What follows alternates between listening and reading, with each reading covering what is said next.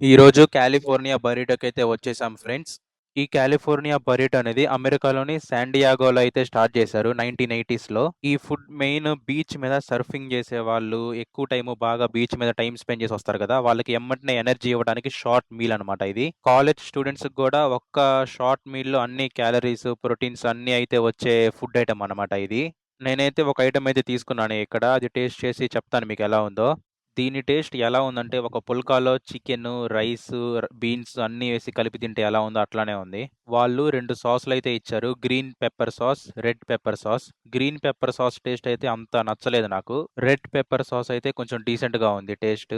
ఒకసారన్నా try చేయొచ్చు ఈ California బర్రిటోలో. నా ఫుడ్ ఐటెమ్ తింటానే కాసేపు స్టోర్ అయితే ఎక్స్‌ప్లోర్ చేశాను. పైన ఇంకో ఫ్లోర్ గూడా ఉంది. ఇక్కడ మిర్రర్స్, డిజైన్, యాంబియన్స్ కూడా పర్లేదు డీసెంట్‌గానే ఉంది.